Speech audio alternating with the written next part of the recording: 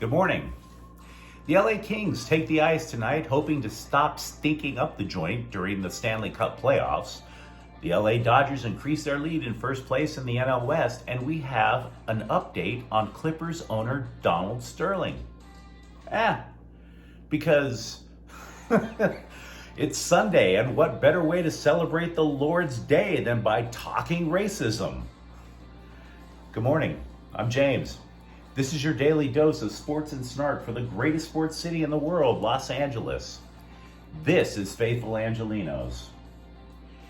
It is May 8th, 2022, and yes, you might have noticed the cameo appearance from Cockblocker, my wife's cat.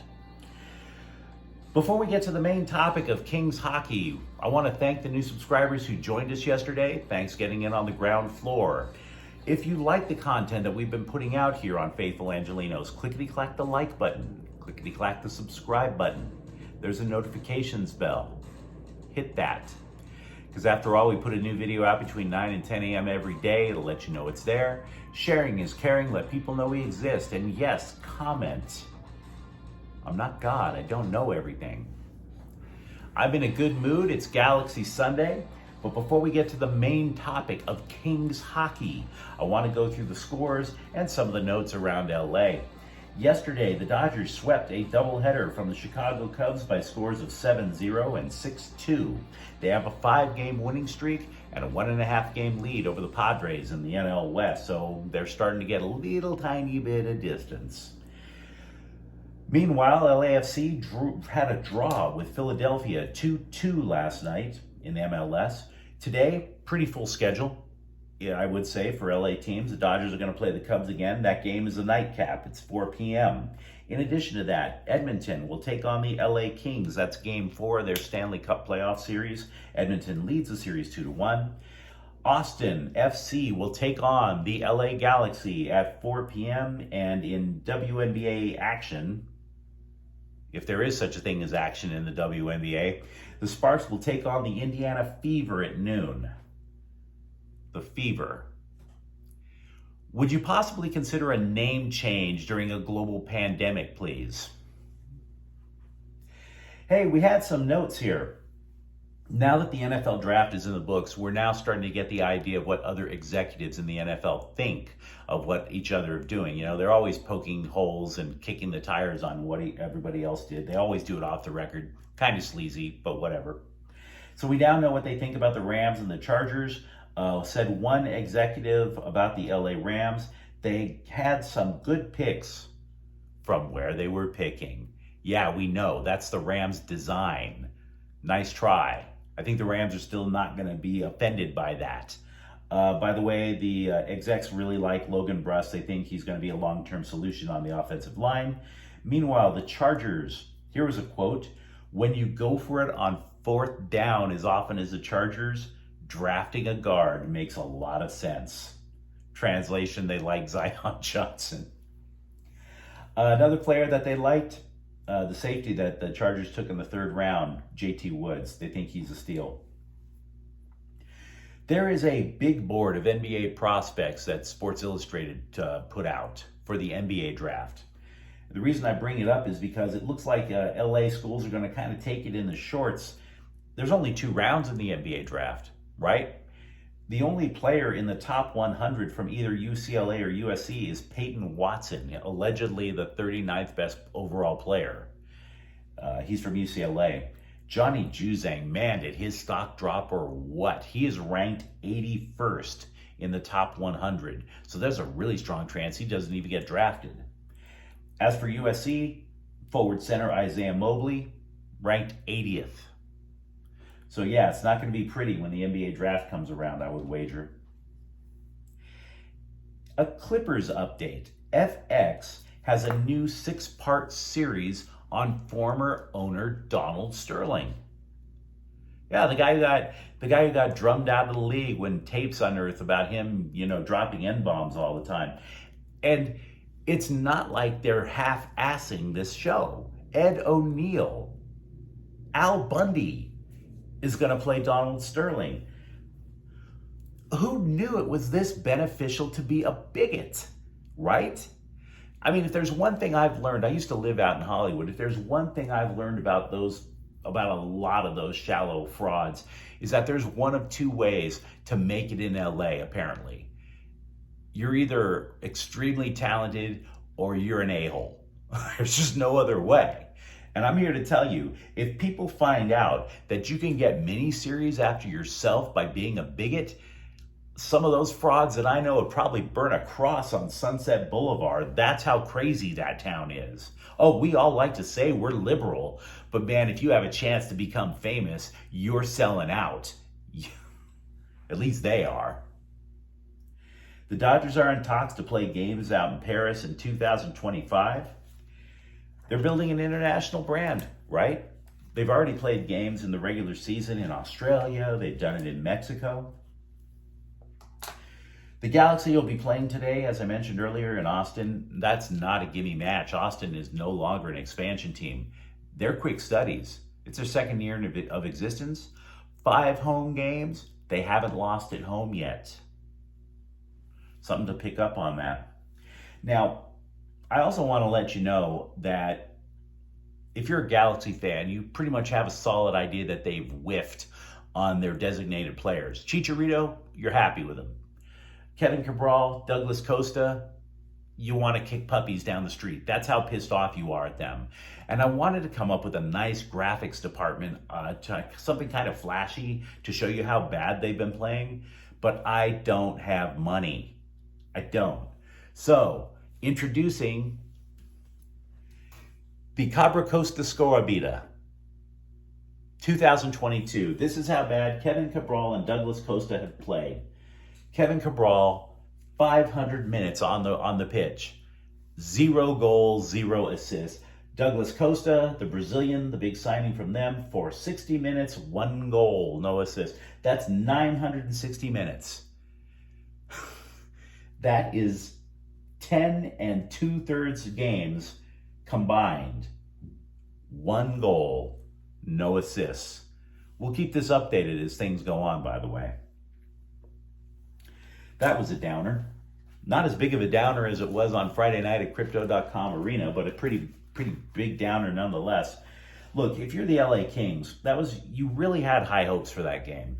It's your first playoff home game since 2018. The Kings haven't even won at that place in the playoffs since 2014 when Alec Martinez won the Stanley Cup in overtime. And so what happens? Their most lopsided loss in 32 years. 32 years. Back when we all had a future. Back when I had hair. I think my wife was born by then, not sure. Now, I don't want to bog you down with too many numbers other than those that affirm what we already knew about the series, right? The Kings needed to avoid going into the penalty box. Well, they did. And Edmonton took advantage. During this series, the Oilers are 5 of 11 on the power play. That is crazy good. Meanwhile, LA's power play, they've always been awful this year. And during this series, 1 for 12. That's just not good. So it's not just the numbers that are devastating.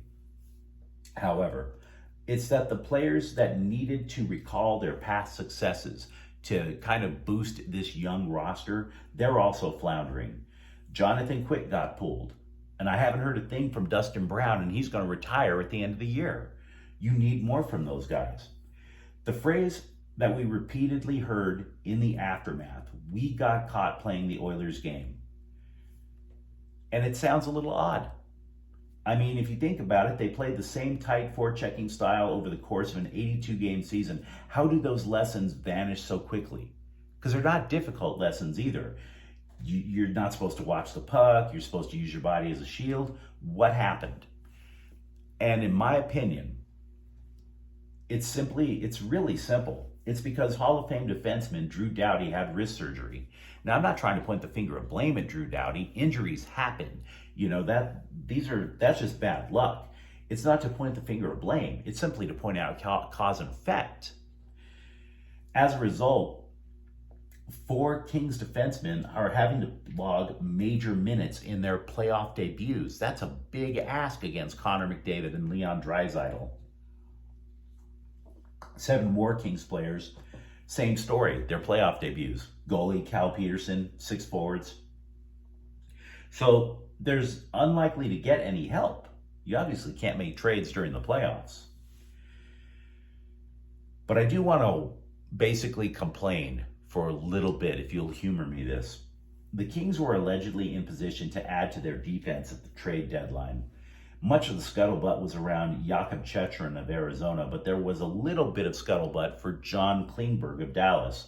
Now, people who follow the Kings online hated that idea because they didn't think he produced enough offense, and that may be true. But what I saw was a guy who played a key role to get Dallas to the Stanley Cup Finals 2 years ago. And last night, Dallas played, and he did yeoman's work to get the Stars to upset the Calgary Flames. One portion of the game, he was on the ice for more than 2 minutes grinding.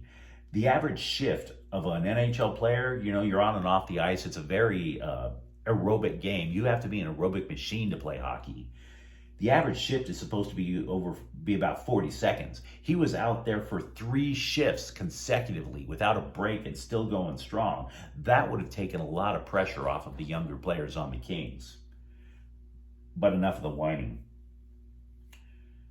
Anze Kopitar said for the Kings that it's not a matter of strategy. The coaches really aren't in a position to where they can make a lot of wholesale changes. It's simply about attitude, the mental part of the game. Now, he mentioned that for the series, and I agree with him. But for me, it's the mentality, not simply for the series, but for their long-term future. Here's what I mean by that. The Kings franchise is playing with house money. They were considered kind of a long shot to make the playoffs because of so many young players coming in. But the development of the next generation accelerated. They even won a playoff game. So they've done a lot of really good things. But if they get drummed out of the playoffs with multiple ass whippings, a lot of that gets erased. A lot of the good vibes just get erased. And right now, LA has to be about whatever new standards that these youngsters can set for themselves. To take the next step, they have to make home ice tough to play against in the playoffs. They have to win a home playoff game. More so than winning the series, they have to win a home playoff game.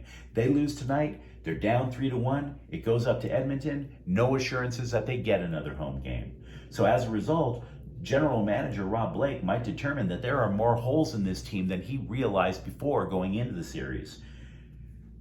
These are the impacts when you play under the bright lights of the playoffs. They are. The Kings farm system is deep in virtually every position on the ice, but potential doesn't mean squat, results do.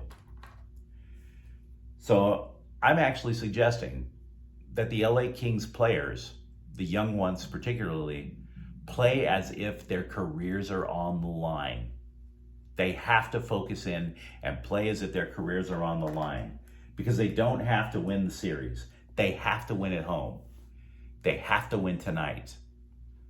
Or else some of those other youngsters that are right behind him in the farm system will take their places.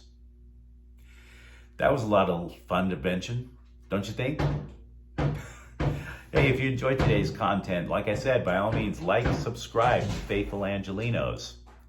We'll be back tomorrow morning. Thank you for watching. I'm James. Faithful Angelenos is a Quian Corte El Queso production. Have a good morning.